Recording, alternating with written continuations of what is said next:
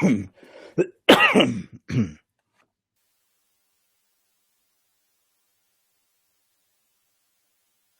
afternoon, everyone.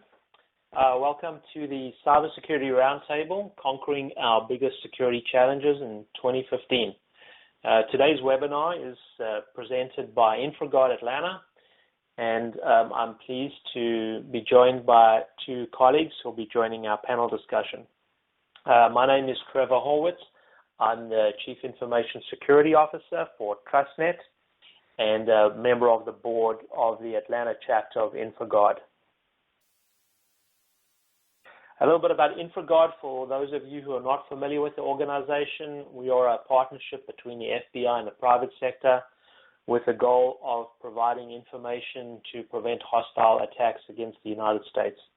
A quick disclaimer here, the views and opinions and content of this webinar are purely that of the presenters. They do not necessarily represent those views of InfraGard or the InfraGard Atlanta Members Alliance. With that said, I'd like to introduce our first panelist, Ms. Rashmi Jain. Rashmi, do you want to say hello and make a quick introduction? Hello, this is Rashmi Jain. I'm VP Information Systems at Carrington International. Been with the company about 17 years now and have really seen the security landscape evolve over the last 20 years that I've been in the healthcare IT industry. So very happy to be here. Welcome, everyone. Thank you for being with us, Rashmi. Also joining our panel is a friend of mine, Jeff Reach. Jeff is the Chief Security Officer at Barricade. Jeff, do you want to say hello? Sure. Thanks, Trevor. And hello, everyone. Welcome to the webinar. I'm currently the Chief Security Officer at Barricade. I've been involved in the security / ties to law enforcement for a bit over 40 years. So as Rashmi said, maybe in a longer stretch, I've seen a whole bunch of changes. Although, as you'll hear, I think as we talk later on, the more things change, the more they stay the same.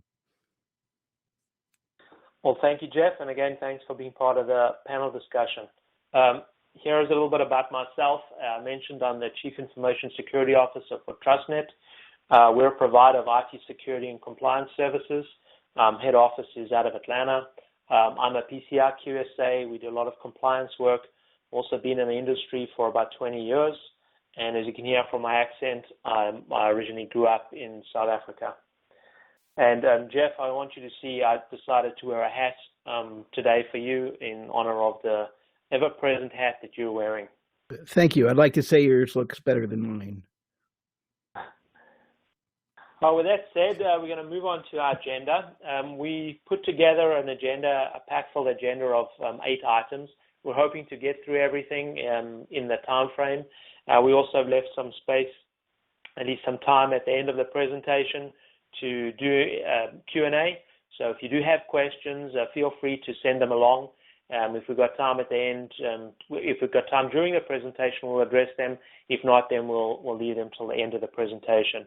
So go ahead and send those questions in, and again, we'll address them at the end of the presentation as we can get to them. So with that said, again, these are the 8 items that we had put together. So let's get going and start off on our first question. So the first thing we're going to talk about is the top 3 cybersecurity issues. And so my question to Rashmi and Jeff, maybe we'll start with Jeff. What are the top 3 cybersecurity issues that you're facing in 2015? Are we winning the war, losing the war, or something in between? Well, thanks, Trevor. I'm going to start with what's probably a non-obvious answer for many, but is painfully obvious to me. I think the number one challenge we have in cybersecurity right now is knowledge of business and business activities. In that, rather than saying we're being attacked, all the data is being leaked, and all of that is happening, and there's malware everywhere, that's all true.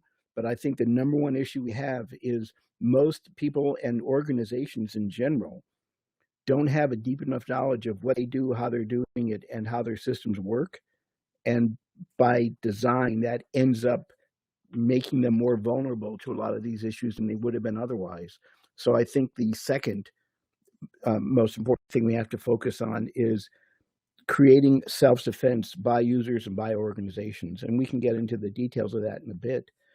And to answer your third question, are we winning the war or losing the war? Actually, I don't believe it's a war. I think it's a lifestyle.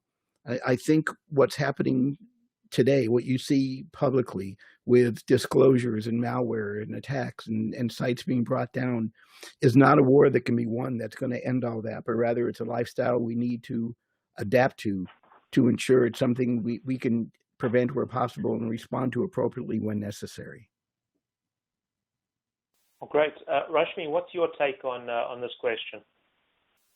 First of all, I'm in full agreement with Jeff's assessment about just organizations just not being aware of how things are done.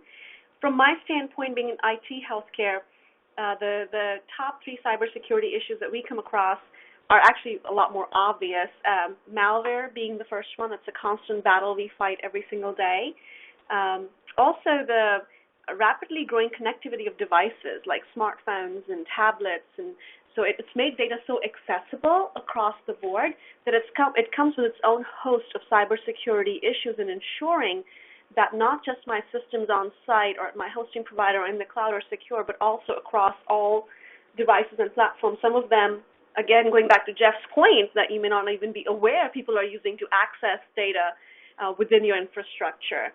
And then last but not the least, I think it's the internal threat. If I'm the final sayer of what security infrastructure looks like at my company, I need to be fully aware that I need to protect that data from myself and my other security professionals as well. So as turnover happens and as people are changed out, we just need to make sure that the internal threat is the biggest threat of all that we protect ourselves against as well. And then are we winning the war or losing the war? It's too early to say that. I know it's a constant struggle. It's a constant uphill battle to make sure that we stay a step ahead of our adversaries. Thank you for that. I like what Jeff had to say. It's not really a war, it's sort of a lifestyle. I think we should be tweeting that out. That's a really good comment. I think one of the things that we've noticed with us as a business in terms of how we're helping customers is the regulatory compliance environment and how that is evolving, where fines are becoming more punitive. I don't know if you folks who are tracking what's been going on between the FTC and Wyndham Worldwide. The FTC had targeted Wyndham with a fine for a data breach that occurred back in 2008 and 2009, and that had subsequently led to about $10 million in fraudulent charges. Well, the FTC alleged that Wyndham had stored payment card information in the clear and that they'd used easily guessed passwords, and then that was the basis for them applying this fine. Well, this week, the U.S. Court of Appeals upheld that the FTC does have authority to take action against companies that fail to protect consumer data. So it seems like there's a evolution happening right now with companies that are going to be targeted by these regulatory compliance regimes. Okay, so moving on from there, we're going to talk about our next topic, which is skill shortage. So I'll start off with Rashmi and get your take on this, Rashmi. Rashmi, what's your take on where we are with the skills shortage? I think what we've seen going on in the industry is definitely there's an increase in compensation demands because of the skill shortage. What are you seeing from your perspective?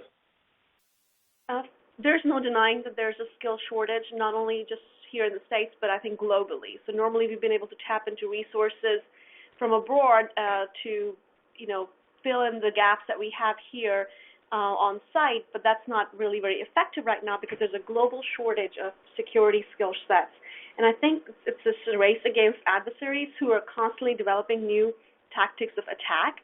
So not only is there a lack of skill sets, it's also keeping those skill sets up to speed with the latest and greatest in technology and policy. That's where the unique combination occurs in today's landscape. It's just not purely how you secure an environment, but then while you do it, how you're also compliant with all the regulatory and compliance requirements out there. So I think the only way to address the skill shortage would be actually investing more in training and making fields like cybersecurity and information security more attractive to up-and-coming graduates, and that's where we're at right now. And also, cybersecurity is a predominantly male-dominated industry right now, so opening it up more to more women entering the industry as well would go a long way in helping with the shortage.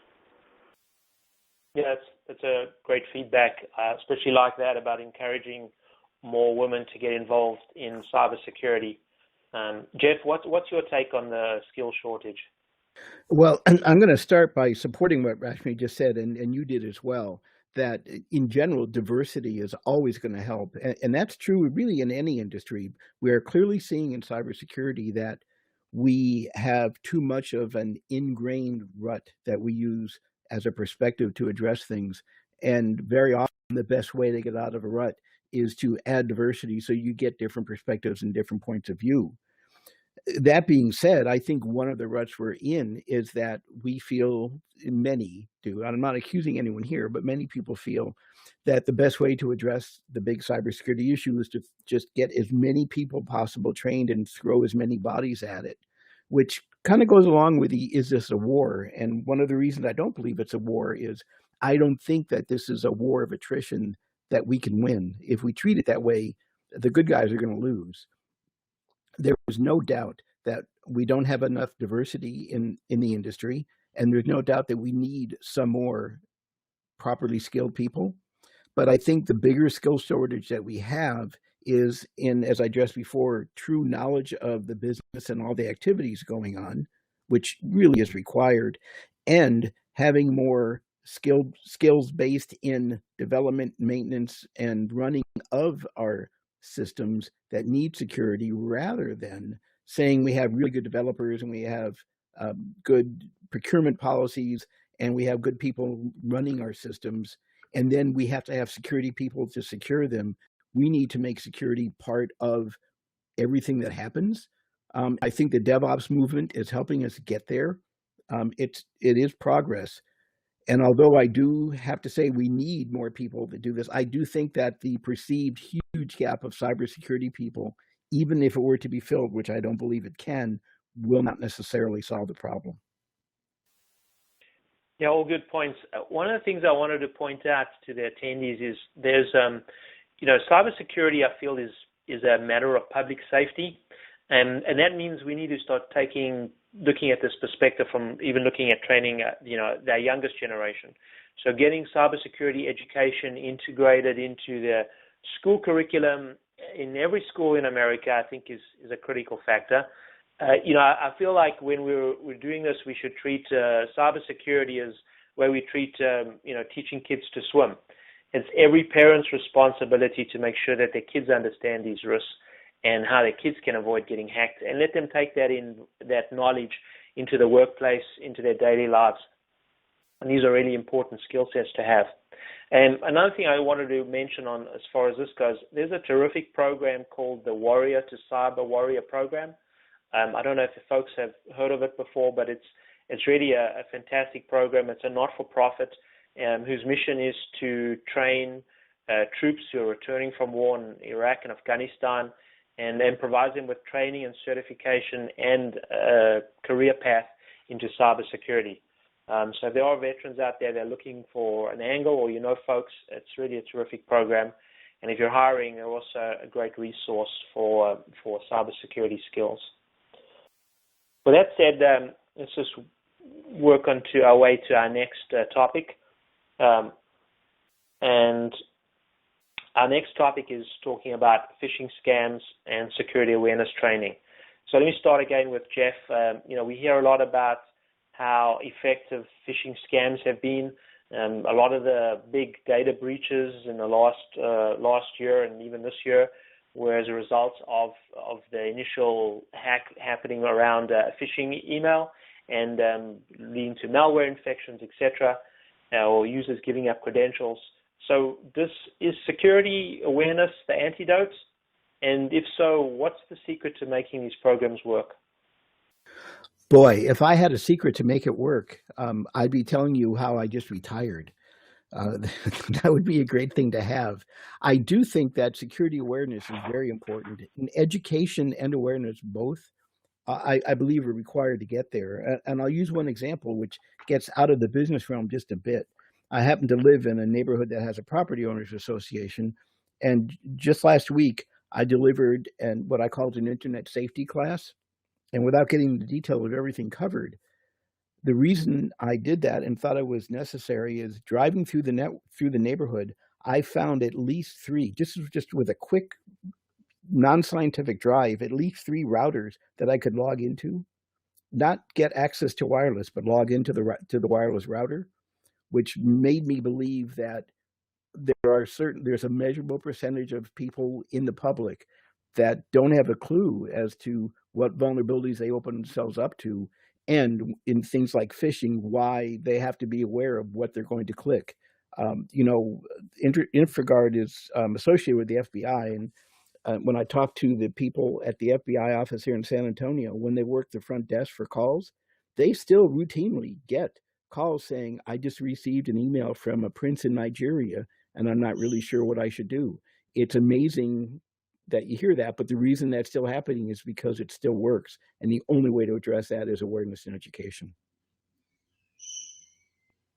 So Rashmi, what's your take on phishing and in particular on security awareness training?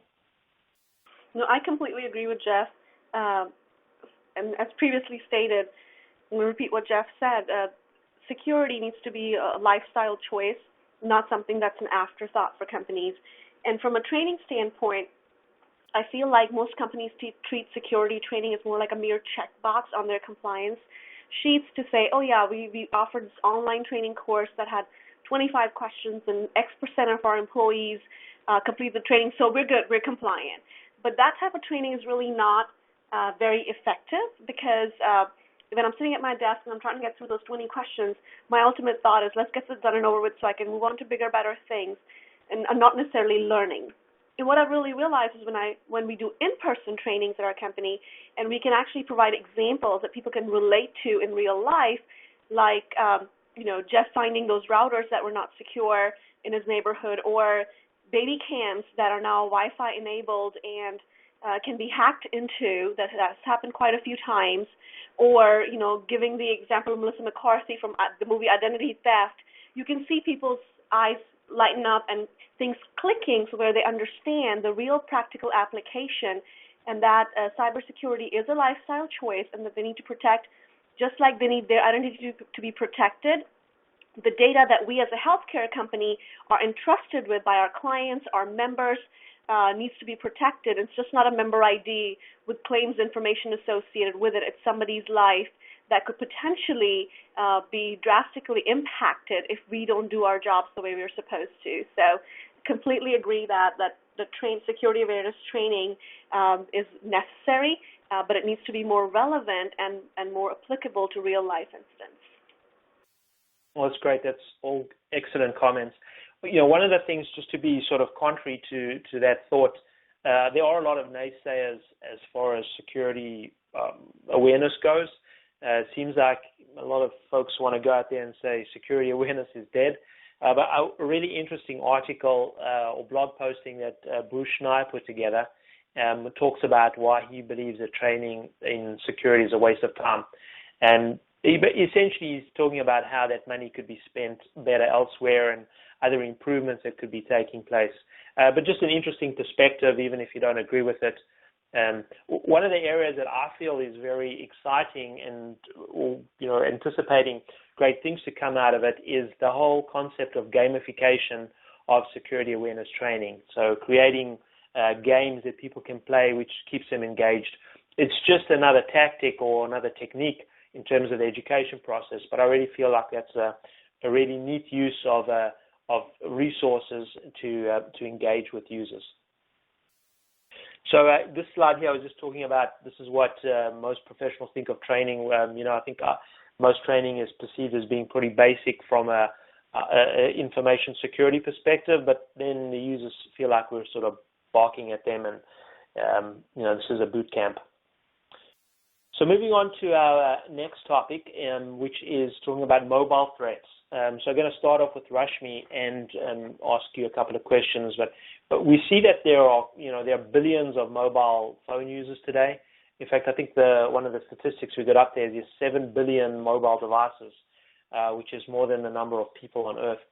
And obviously, smartphones are rapidly becoming ubiquitous around the world. So there are major concerns as it relates to the security of personal and business information on smartphones. So Rashmi, what are your thoughts on how to mitigate the risks associated with mobile?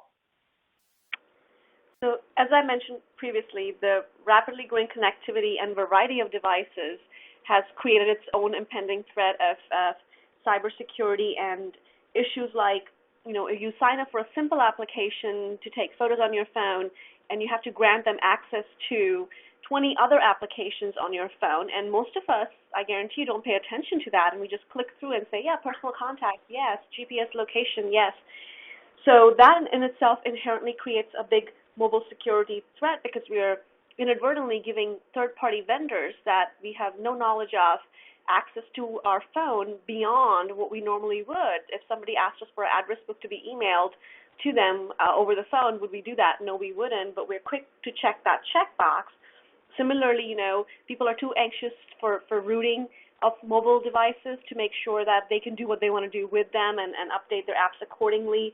The bring your own device to work creates another issue of control. So to mitigate these threats, I think awareness, people just realizing that a mobile device is a lot more than just a convenient, easy way to share information. It's also a convenient, easy way for hackers to get into your phone and get information. Policy, so organizations to have tight policy controls around how these mobile devices integrate with their systems and their infrastructure, and then ultimately controls that actually implement those policies to make sure that, if I'm going to have encryption on all my phones, how is that really actually enforced? If I'm doing asset management and tracking all my mobile devices, if I have remote capability to wipe off these devices, that's actually truly implemented and functioning. So it's again a lifestyle change and an overall effort to mitigate all the risks involved. Jeff, what's your take on the mobile threats? Well, it goes back to initially the self-awareness and self-defense that I referred to earlier.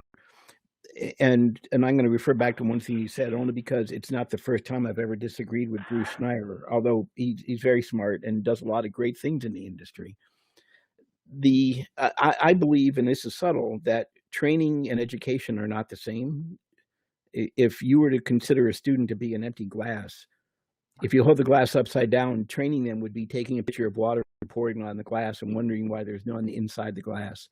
Education is ensuring the glass is upright and you can get some of the water into the glass. That being said, it's up to, from an enterprise perspective, to ensure that every one of our enterprise, whether it's employees or associates or contractors, are aware of the risk profile for your industry. Rashmi, working in healthcare IT, has a very different risk profile than someone that sells jewelry online. Even though there are risks with both, they are very different risk profiles, and you need to be aware of how they're different. Now, when it comes to actually using a mobile device, we have to recognize that convenience will win. That's the reason mobile devices sell the way they do. And convenience doesn't always have to trump security, and there should not have to be a trade-off.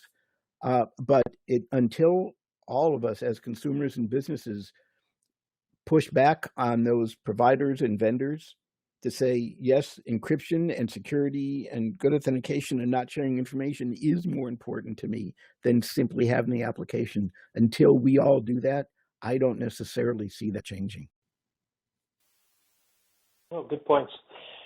I know I didn't see Jeff, you or Rashmi at Black Hat this year, but one of the talks that I went to was on mobile device security. In particular, one of the presenters had demonstrated an exploit on the Android platform, and essentially there's a library called the Stagefright, and that could be exploited by sending a single multimedia message service message, or even by the user browsing a vulnerable web page. So you saw this huge vulnerability there that literally exposed millions of Android devices to this risk. And that quickly prompted Google, Samsung, and LG to commit to a out-of-band security update for their devices.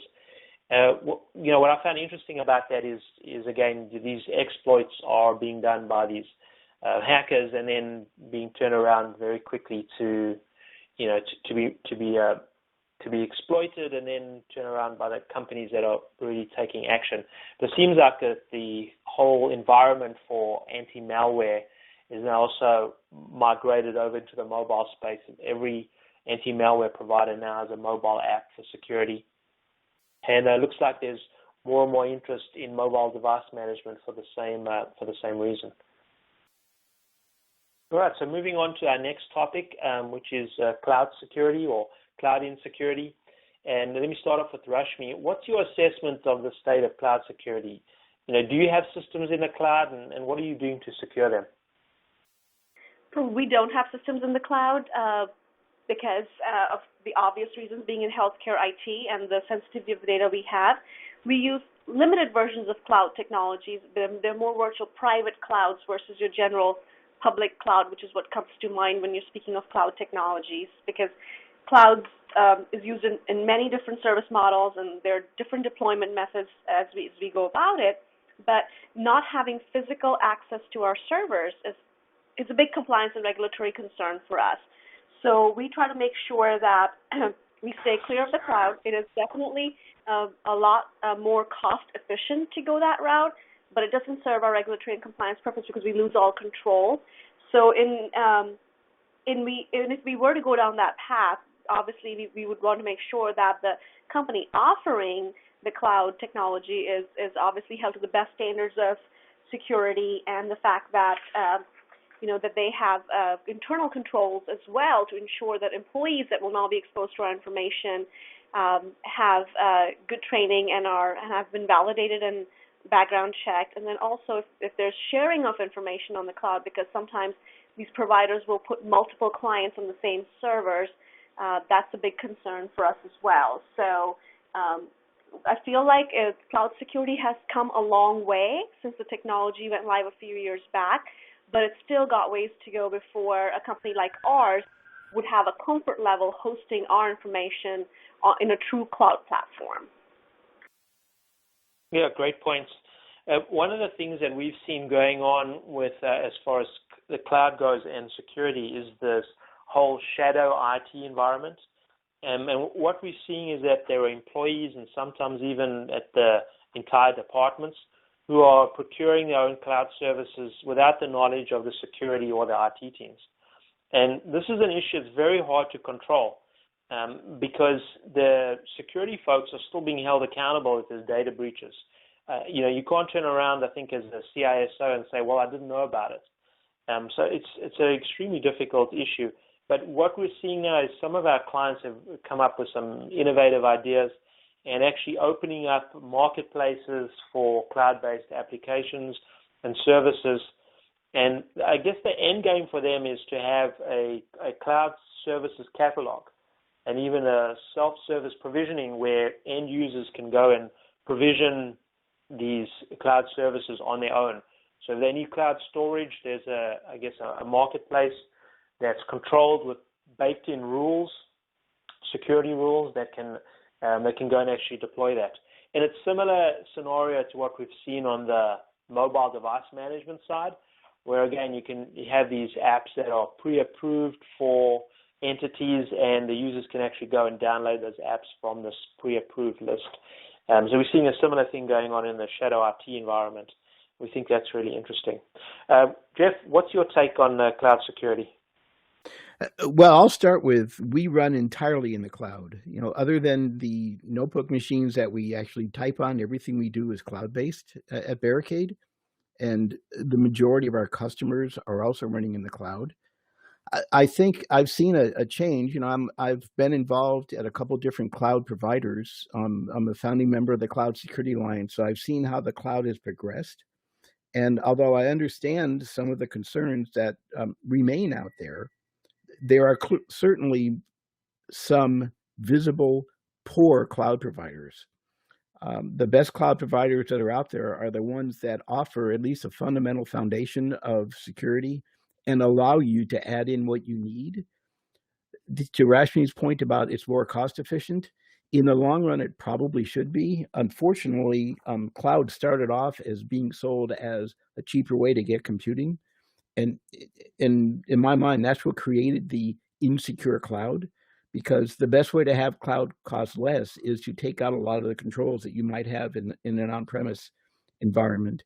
And it's taken some time for the public to recognize that, one, you need to add those controls back in, two, vendors need to offer them, and three, once you add them back in, you're still going to get some economy of scale and some more effective use of your money, but it's not the huge difference that was originally sold as you can do on-prem or run in cloud for 1/10 of what you're paying now. I think most people have seen that gap close and are happy with cloud computing, knowing that you're going to need the same controls on there that you've had in your on-prem. And if you do that properly, I'll offer in some cases you can make a cloud environment more secure than you could an environment you're running yourself, only because you're outsourcing some of the security, and you have to be able to establish the level of trust to people who focus on only that, rather than ensuring you have all that security internal to your organization and it's happening correctly. Great, thanks, Jeff.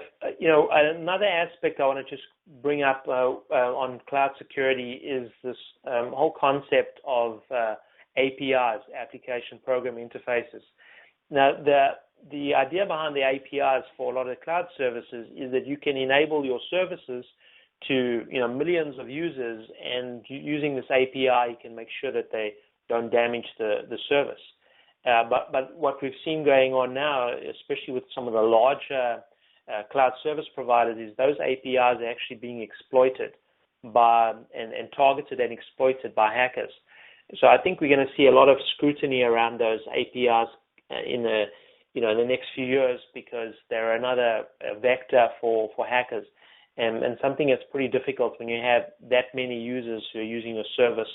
You have to adjust those APIs for a lot of different use cases. We're seeing a lot of activity going on there, and this is another topic of discussion taking place at Black Hat this last couple months. Okay, moving on from there, we're going to talk a little bit about the next topic, which is compliance and regulatory landscape. So let's start with Jeff again. And Jeff, we see that Europe is in the midst of a major regulatory compliance revamp. There's talk right now of mandatory breach disclosures, data protection officers, and that being a mandatory requirement for companies to have. Similarly, I guess, to some of the sort of safety officers that are required in manufacturing industry, and also hefty fines for non-compliance. Now, that all is happening in Europe, which is more heavily regulated in general than the U.S. But what have you seen happening as far as regulatory compliance and some of the challenges? Well, the landscape has been evolving. Clearly, there's been some financial, and I won't call it regulatory, but there is standards. And I end up putting regulations and standards in the same bucket, and as you see on the screen here in front of us, because the PCI standard is just that. It's not a standard. It's not a regulation. There's no government entity involved in enforcing PCI compliance. However, it's being used as a standard against which some compliance for government is being measured. On the other hand, in the healthcare information sector, the federal government in the U.S. has gotten involved in saying, here's what it takes in order to be able to protect the privacy of the individual's healthcare information, and privacy cannot exist without security. So all that being said, compliance doesn't have to be a bad thing. I have a real aversion, however, to organizations that focus on becoming compliant. And the reason I say that is, and I encounter this in different companies in which I work, where our customers would say, I really want to focus on being compliant. Well, that's a wonderful thing, and it's part of doing business. However, if being compliant drives your security and risk program, your security and risk program will fail. And there's no if, there's no qualifications on that. If compliance drives your security and risk program, your security and risk program will fail.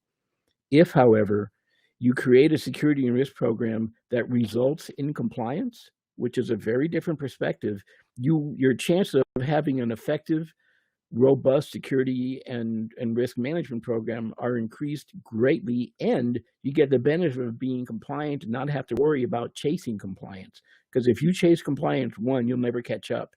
Because as an example, if you look at every significant credit card data breach in the US over the past 7 years, for every large one that's out there, I believe every single one was PCI compliant up until the moment that the breach was discovered. Because by definition, once you have a breach, you're no longer compliant. So compliance in and of itself, although it does raise the level of all ships, it's not enough. You have to have a security and risk management program that results in compliance rather than having compliance drive what you do. And I'll step off my soapbox. Oh, thanks, Jeff. Rashmi, what's your take on this topic? I have a very similar take to Jeff's. I feel like, be careful what you wish for. So asking for more compliance and regulatory landscape is a double-edged sword. It's a fine balance. It really is the intent behind it and what it drives is what's critical. As Jeff stated, HIPAA is enforceable by law, but PCI is more controls in place by the industry itself. So the card brands control that. Yet, I often feel in my practical experience with both that PCI has more teeth to it and more enforceability than HIPAA does.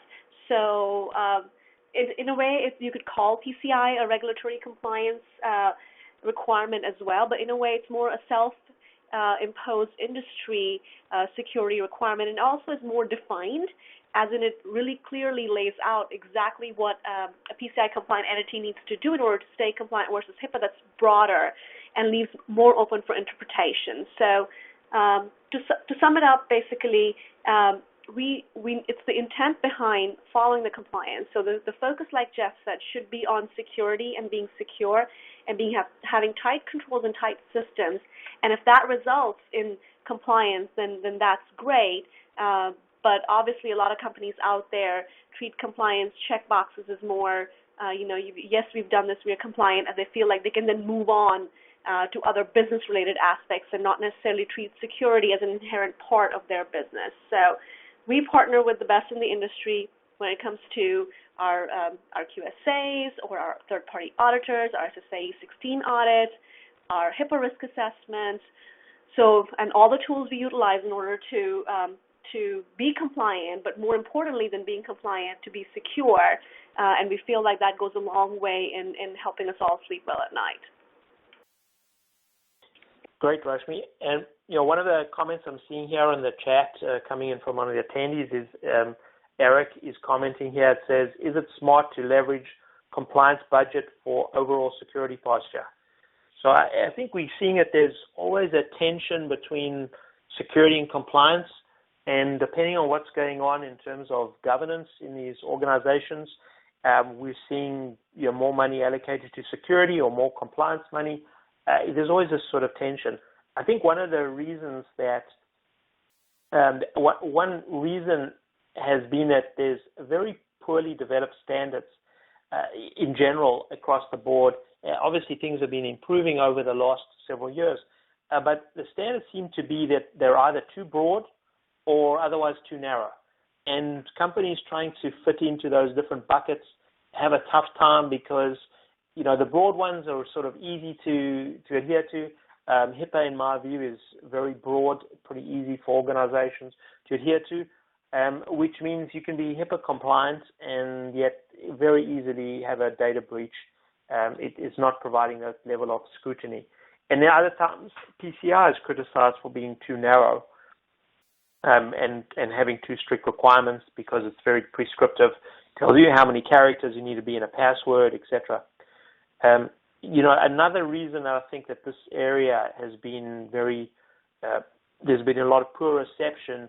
And going back to Jeff's comment about all of these organizations that have been breached were all PCR compliant, which I don't know if that's necessarily true. But one thing to keep in mind there, we've got a lot of auditors who are doing a check-the-box approach and don't necessarily have the skills to do proper IT security assessments. And I think that's another reason why we've seen so many of these things happen. And we're seeing it in the industry where these auditors who are doing these assessments, after a breach has happened, they're also being sued, class action lawsuits and the like, because they didn't do a proper job. So I think there's another growing trend there as far as this area goes. Rashmi or Jeff, any other comments? No, I completely agree with Eric. If you can leverage the compliance budget for overall security posturing, nothing better than that. Also, just the inherent fear of stating that, if you you have a PCI breach, you could technically be not only levied huge amounts of fines to be paid out, but also lose your interim capability to process credit card transactions. That always gets the attention of the officers and the board members to make sure that the necessary budgeting is available to be compliant and secure. And I'll add a bit to that, in that, to get back up on my soapbox, any organization that says, I really want to be compliant, I usually try to stop them and remind them that the words compliant and complacent are very similar when you get down to it. And not only in their sound, and if you focus on compliance, one, you'll miss, and two, you're going to make yourself very vulnerable. So if you have a compliance budget, that's great. It should be part of your overall security and risk management program. And if it's all of it, you either need to find a way to change perspective or change jobs. All good points. Really good points. Okay, so moving on from there, we'll talk about our next topic, which is bugs and malware. So I guess in the last few years, we've seen major flaws in widely used software. Some of the flaws really have floored me. Sorry to use a pun there, but we've seen vulnerabilities exposed that have been around for 15 years. There was recently a vulnerability found in a Windows operating system, again, that's 15 years old. And these things have been gone through multiple rounds of scrutiny and audit assessments. So how do we address this whole question of bugs and malware? I'm going to start off with Rashmi. Rashmi, you have a take on that? This is something, Trevor, that we contend with practically on a daily basis. So, whether you call it bugs or malware, malicious code, whether it's the Poodle vulnerability with the encryption, or things like the Home Depot breach that we come across on a daily basis, it's just pretty rampant and a very common way of our adversaries of getting into our systems and causing major harm. So what we do to contend with bugs and malware, of course, is you can't afford to rely on one solution anywhere. Having a robust antivirus system that's updated automatically and has constant patches available used to be like the golden standard of avoiding viruses and bugs and malware. But we've come to realize over time that it's just not enough. There's not a good enough, and it's not a dig against the antivirus companies, but they just can't stay ahead of the curve with everybody else who's creating the bugs and malware to be able to contend with that. So we try to approach the problem from many different directions. So we try to not only have a robust antivirus system and policy in place, but we also, require a firewall to do certain scanning. So if a device passes the antivirus scan with our antivirus software, we will then take it to the next level and say, okay, well, what does our firewall scanning show? Then we also do constant network scanning, vulnerability assessments, things that are, required by compliance, but even if they were not required by compliance, that are good business practices to ensure that you're attacking the problem from many different directions and not just relying on one solution. Well, great. So, Jeff, I have a thought, and maybe you can sort of address this. You have any thoughts on making software developers liable for flaws in their code that gets exploited by hackers?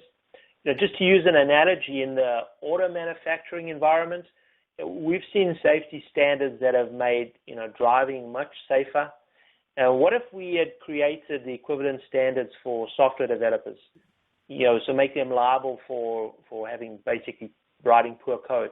Do you think that would kill innovation, and or that would somehow start to limit our choices, and systems would become more locked down, so we'd have fewer choices? Any thoughts on that? Well, yeah, I do. It's an interesting concept. I'm not convinced it would necessarily kill innovation. It would limit options, certainly, but realistically, some of those options are ones that we shouldn't be using anyways. But at the more esoteric level, if we decided to do that, I'm not certain how we would really be able to make it work. You use the auto industry as a good example for an analogy, but the difference is that automakers must be able to pass safety audits for their vehicles, even if it's a scientific sampling, before they're allowed to be sold for any known issues. Of course, after issues appear, then in many cases, the government gets involved for a recall and you have to fix it, such as bad tires, or it was demonstrated that seatbelts can save lives in accidents. So I remember cars without seatbelts, and back in the early 60s in the US, the law became eventually that all cars had to be delivered with seatbelts. It was no longer an option. I do remember my father buying a car with seatbelts as an option, and he grumbled about it. So that analogy might not work because software doesn't go through government-based regulation, and I'm not certain we could get there. That being said, I do think there could be an organization that can say, yes, we're going to look at software, and of all the things of which we know, those problems don't exist in the software, whether it's a seal of approval or a certification. That's something that I think could potentially happen. But we also have to recognize that there is going to be accountability and liability, but perfection should never be our goal. Even though cars are scales of magnitude safer than they were 40 or 50 years ago, people still die in accidents and get severely injured in accidents. So achieving, perfection is not always going to be doable. But I think the level of risk that we're accepting blindly right now is far too great. And I think there should be a software engineering standard against which any software can be measured on a voluntary basis, so that the consumer, whether it's an organization buying software or an individual downloading an application on a mobile phone, would be able to say, based on this certification, what level of trust should I have in the software, knowing, by the way, that within a couple of months, there'll be a problem discovered in it, even though it passed the test. And by being part of that certification, you always have to make sure you update and respond to vulnerabilities as they show up. It's a tricky razor's edge, but I do think something like that is doable and would benefit us. Rashmi, any other thoughts on this? I guess you're both developing software and also obviously a user of software. What's your thoughts on liability associated with poor code? Well, of course, the liability is huge because a lot of our code is consumer-facing and deals with payment card data. So we have to make sure that we have not only your physical firewalls in place, but we also have application firewalls. If there's code reviews that need to happen by a third party, those get done on a timely basis before major releases are done. And also, we partner with pretty much every large insurer in the nation in some way, shape, form, or other.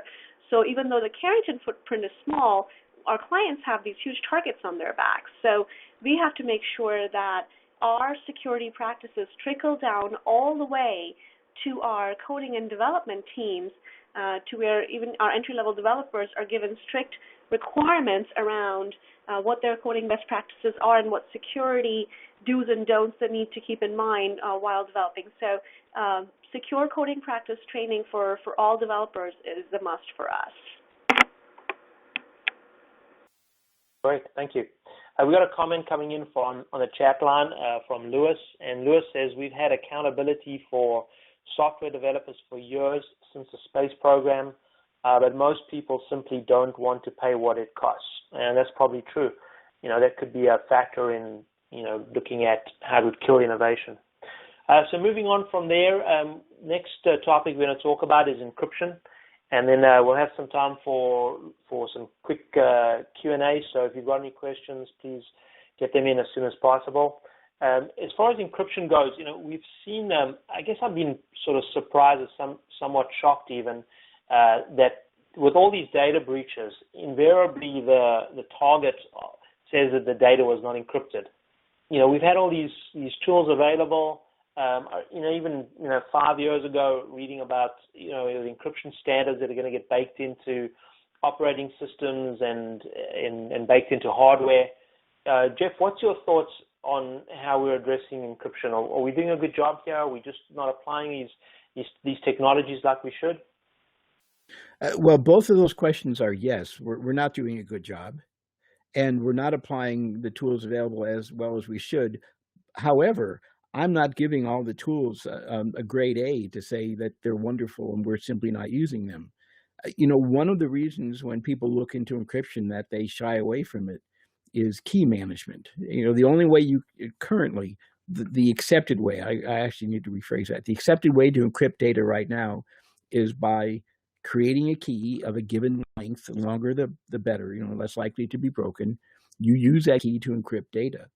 Now, as time goes on, that key should be changed for a number of reasons. Someone may have had access to it that's no longer with your organization, or it's been out there long enough and you're a target of some attack, so people are trying to break into the key and discover what it is so they can decrypt your data. For a lot of reasons, it makes sense to change keys periodically. And then you have to get into the mess, and there is a better description, but I won't use it here, of maintaining your key so you can archive the key you previously used, so that if and when you need to decrypt data that was encrypted with the first key you have to find a way to reestablish that key, decrypt the data, and maybe re-encrypt it with the new current key you have, archive all that, revoke all the keys that are no longer being used. And many organizations that look deeply into it just say, I'm not getting involved in that. I want an easy way to encrypt. And most organizations don't find a way to do that.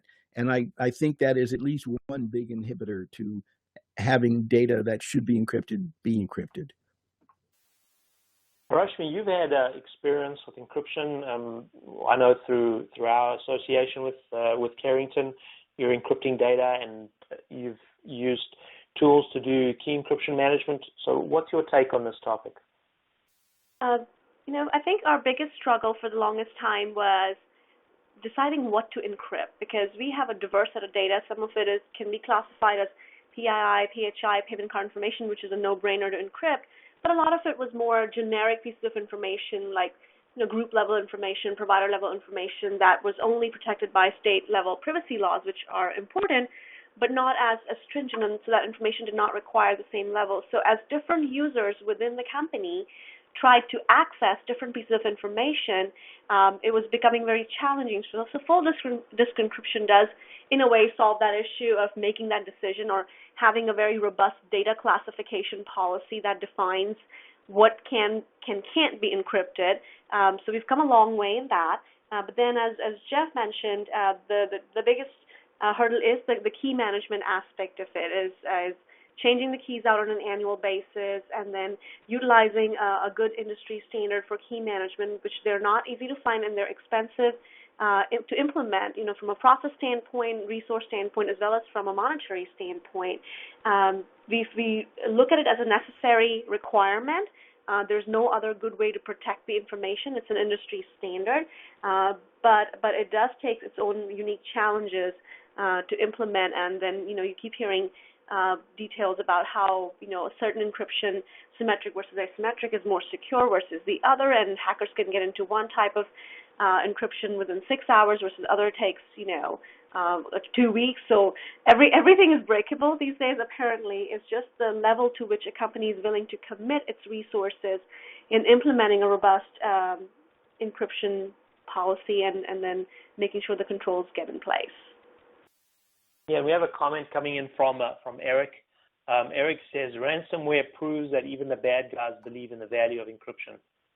So I guess encryption does have some value. One of the areas where we see some really interesting research being done is in the area of public key encryption. And, every few years, the promise of a usable quantum computer is said to be, just a few years down the road. And, when we get to the point, or perhaps if you believe the conspiracy theorists, that we're already there, and public key encryption, will be likely cracked wide open by these quantum computers. Some research has been done that said that the spy agencies have been accumulating encrypted data for years, waiting for the big breakthroughs to come from a public key encryption, and they'll be using quantum computers to crack them. So interesting perspective on what's going on from that point of view. So we're going to move on to, we've got 5 minutes left for the presentation, and we're going to quickly do some Q&A here, taking some questions. So first question, and I'll pose it to Rashmi. A question from Arthur says, what standard for risk management and security do you see as the most effective? NIST, SANS Top 20? Do you see something popping out that's more useful than others? As a company, we apply and use NIST more than we do SANS Top 20, but that's just because healthcare IT, that's more applicable to the standards we have to comply with. But from what I've seen from experience is that they've each got their pluses and their minuses, and you just have to look at it as a company and determine what fits the bill best for you. Yeah, before we continue, I do want to just, we're going to wrap up in 4 minutes, but I just want to thank a couple of folks as well, in particular Lawrence Tobin, who's on the board of the Atlanta InfraGard chapter, for his involvement and his work in putting this webinar together. Lawrence has done an outstanding job. And before everyone sort of starts to roll off, and again, we've got a couple more questions. If you are interested in being a sponsor of any of these webinars, please contact us. Then Lawrence's number and email address will be on the next slide. And if you've got any ideas for future topics as well, we welcome that. So switching over to Jeff, for a mid-level information security professional who wants to grow and perhaps even become a CISO in their career, what should they be focusing on today? Well, they're going to have at least two prongs of effort. One certainly is going to be becoming more knowledgeable and skilled in the security profession, because you need to know the tools that are out there. You need to look at the threats. You need to look at the vulnerabilities that are out there. So that certainly has to happen. I'm concerned that too many security professionals focus only on that. Equally important, and it is exactly up here, is you have to understand how business works. Whatever organization in which you work, if you cannot quickly articulate what the business does, what's important to it, and what really needs to be protected more than other things, then all the security tools you have you run the chance of having them either misused or not used appropriately. So when you can combine both of those and spend time on either side of those disciplines, you should be able to carve yourself a path to be an effective CISO or CSO. Another question, Rashmi, this comes from one of the attendees, Thomas. What's your perspective on the death of antivirus and the rise of endpoint security? Is antivirus really dead? I find them not as effective as they used to be in the beginning. So I do feel they're a little bit on the decline, but I don't feel that they're so antiquated that I would call that it's time for their demise. But I feel like they're still necessary. They perform a function. And we also have to look at the individual level, not just at the enterprise level. Some of the endpoint security, enterprise level, policy-based controls that are available to companies are just not there for protecting my personal laptop plugged into my wireless at home. So there'll always be that special niche for the antivirus software, but I feel that it needs to be strongly enhanced by endpoint security controls, because by itself, the antivirus is just not cutting the bill. Thanks. We've got a comment here coming in from Jeff Gaynor. Jeff's actually the president of the Atlanta chapter. Jeff's comment is, it's all about responsibility to maintain continuity of operations regardless of the conditions in cyberspace. I think it's a very valid comment. Back to you, Jeff Rich. Do you think that establishing a skills development framework will help organizations and IT professionals? I think that can benefit the profession and the professionals, as long as it's not simply a track of apprenticeship to development to getting there. I think using that makes sense, but as I stated before, it needs to be about more than the technology. You need to include, what does the business do, what's important, how does it operate, and how are we making money if you're a for-profit organization. I think if you could find a way to blend all that together, I think you'd have a very good framework from which organizations can use to build professionals in multiple professions. Okay, all very interesting and great comments.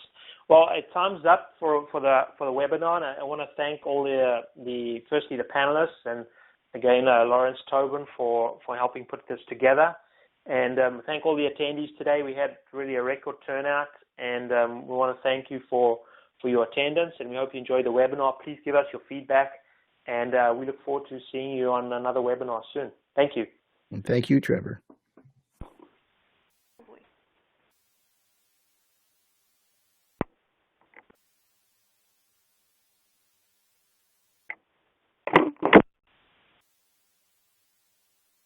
So am I the last one here?